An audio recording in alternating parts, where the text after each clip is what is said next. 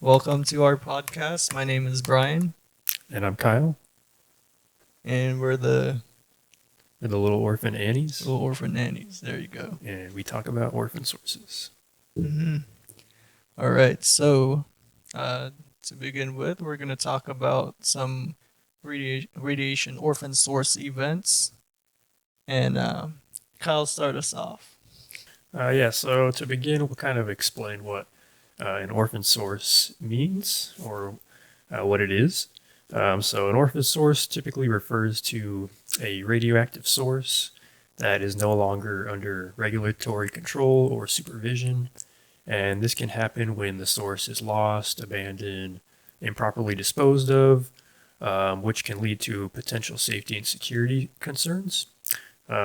Because these sources are used in so many applications, it's pretty crucial to manage them properly and prevent them from becoming orphaned, because that's when they pose a significant risk to public health. And typically, when they're orphaned, you can find them in unexpected places like scrap yards, waste facilities, or other areas that are not usually properly managed.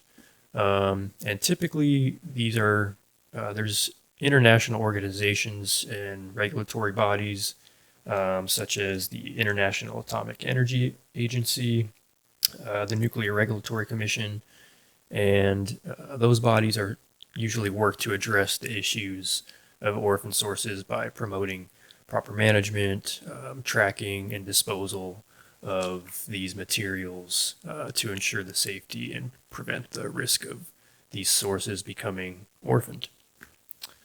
So, do you want to kind of tell us some examples of maybe what some orphan sources are, maybe some events?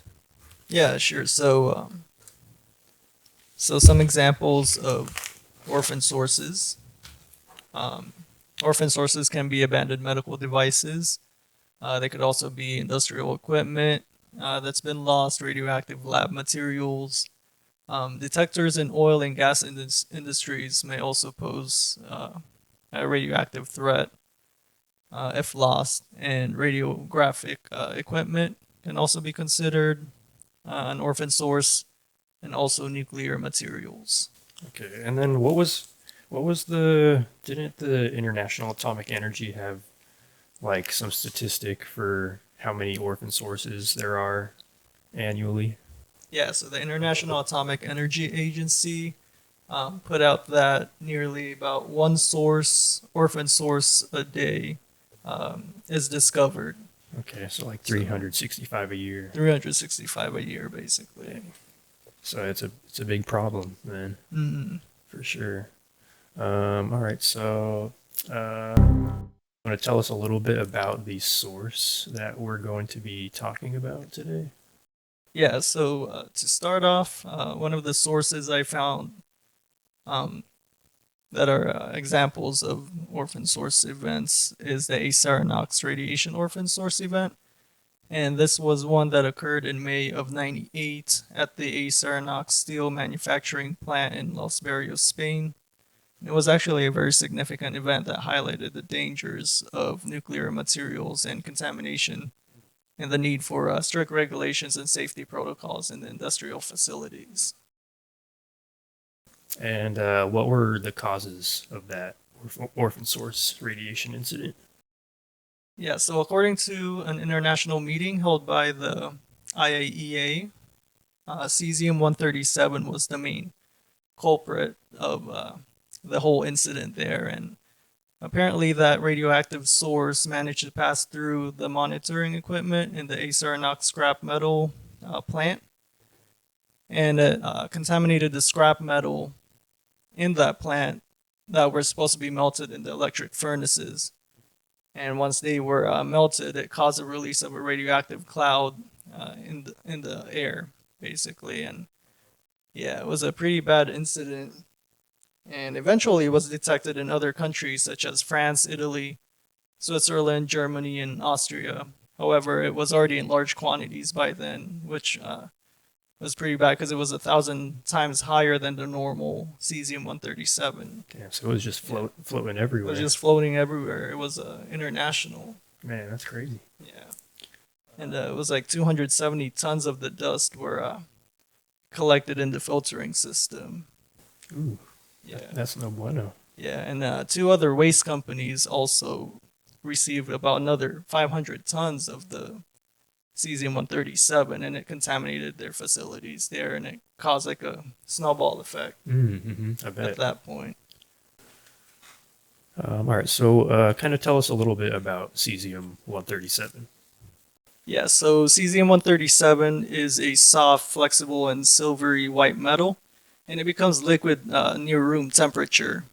And it bonds really well with chlorides, and it forms this like crystalline powder that is easily spread through like water, soil, and things like that, and also travels really far in air.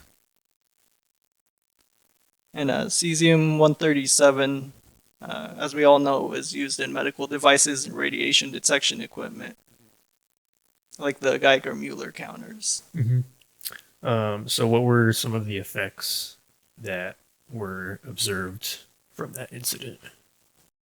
Yeah, so some of the effects, the accident basically contaminated a scrap metal that was in that Acerinox plant, and it affected two other steel mills with the radioactive ashes that were sent there for decontamination. And the ashes that were produced by the facility had between 640 to 1400 becquerels per gram, and the normal is only 10 becquerels per gram, so it was high enough to become a biological threat to the public. Yeah. Yeah, and in terms of people, 6 people were actually exposed to slight levels of cesium 137, but they didn't really have that many or that much effects or even deaths. And how does all of this kind of relate to RAD Bio as far as like effects and things that we see on a biological level?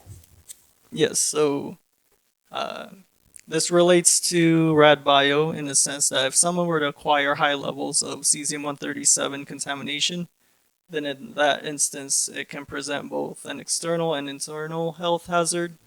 Cesium 137, when it decays, it becomes barium 137M, which then emits a strong gamma radiation during that process. And just being near the source can actually pose an external health hazard to anyone in the public. So shielding is really important when handling cesium 137, and also while it's decaying to barium 137M. Okay. And breathing the dust, the radioactive dust emission of both beta and gamma radiation can occur inside the body and can cause stochastic effects in the body and may cause like acute radiation syndrome. And so some symptoms of that include nausea, vomiting, diarrhea, bleeding, coma, and even death. Fatality. Scary. Yeah, it's pretty scary stuff, yeah. And cesium 137 has a half-life of 30 years, which is pretty long. Oh man. So it's actually possible for the people that were already exposed back then to experience hematologic depression. And then did they take any kind of initiatives after all of that happened? Yeah, so because the whole event was widespread, um, basically the people of Spain had to be aware of any further incidents of radioactive materials. So decontamination of the three factories were involved with the initiatives there, and Enrisa, which is a Spanish company, is also responsible for the management of the radioactive waste. And they took on the task of directing cleanup and operations of the cesium 137. And is there anything else you wanted to add to any of that? Yeah, so just to conclude, the Spanish ministry and the National Safety Council and all of the steel utilities involved during that time, they came together to improve the framework of radioactive regulations when it comes to like recycling scrap metal and stuff like that, so that it'll be more cost effective when taking on scrap metal, and also so that the employees are trained better in handling future radioactive material that comes into their factories. Hmm. But it really highlighted the risk associated with nuclear material contamination. Yeah, for sure. So it's a really big event that really required the awareness of everyone. Yeah. All right. So yeah, I'm gonna tell you a little bit about my event that happened really close to yours, actually. Not even a year before yours, and this happened in 1987 in Goiania, Brazil, and this stemmed from the abandonment and basically unauthorized dismantling of a radiotherapy machine that also contained cesium-137. Um, and Initially, this institute was opened in 1985, and it was abandoned a couple years later with the cesium capsule that was left behind. And over the following years, you had a lot of squatters and scavengers that were going in and out of the building. Um, and eventually, in September, a couple individuals, Robert Dos Santos and Wagner Moda, they came across this radioactive capsule, not knowing initially that it was radioactive, and they took it with them in a wheelbarrow. They tried to dismantle the equipment, which subsequently subjected them to external gamma radiation in doing so. And this actually caused some localized burns to their bodies. Um, they further attempted to open the casing, but they weren't able to get into it. So um, they were able to break the window, which allowed them to see that salt that you were talking about, the The cesium salt. crystalline Yeah, powder. they could see the crystalline powder, and they could see that it was glowing blue. Um, and Sources aren't sure if this was due to fluorescence from Cherenkov radiation or absorption of moisture by the source. But eventually, they gave it to a scrap dealer who broke it down because the scrap dealer has the tools to break these things down. And after that, he had all this mysterious blue stuff and pieces of scrap metal that were contaminated. And the allure of this substance, the blue glow, kind of led to its dissemination in all kinds of locations. It contaminated everything from clothing to personal belongings, houses, and was basically amplifying the radiation hazard. And the speed at which it spread was pretty crazy, and it underscored really the challenges posed by mishandling the radioactive materials by the public. So, were there any effects of the incident to the general public?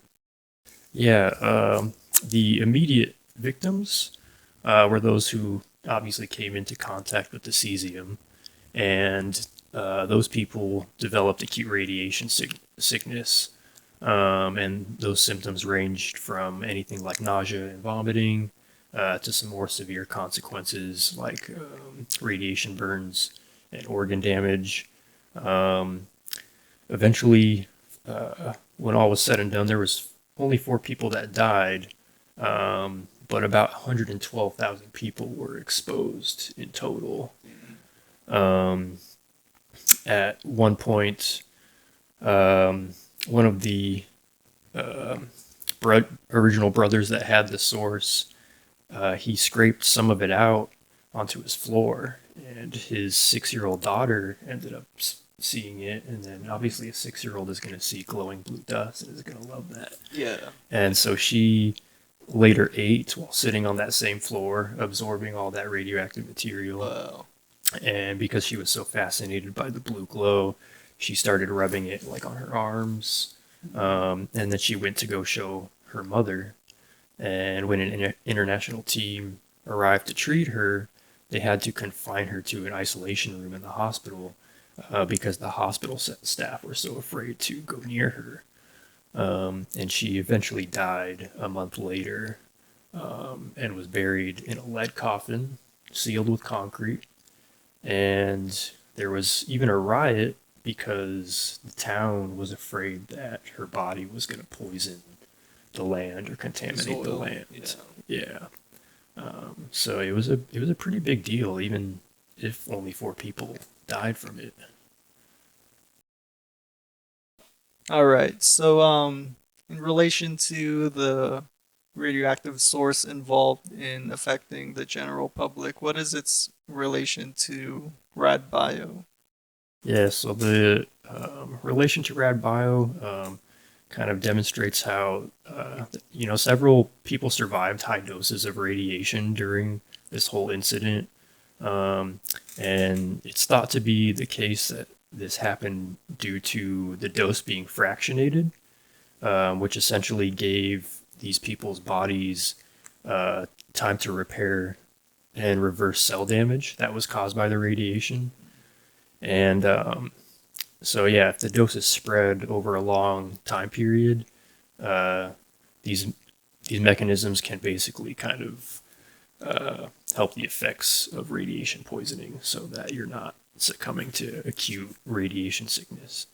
Yeah. Um, and when you ingest things like radioactive cesium, it can apparently replace calcium in your bones, and then it eventually can induce cancer in bone marrow, which causes leukemia. And so it's a little too early to see if there are people in the general population of that incident that experience that, if they're showing those effects, because it did happen so recently. But it's projected that in the future, leukemia will probably affect about 20% of those who ingested any of the dust that was happening during that. And that kind of showcases the potential for stochastic effects. Were there any initiatives that were taken in response to the incident? Yeah, kind of. So they had to do a lot of decontamination, and it was hard for them to contain everything.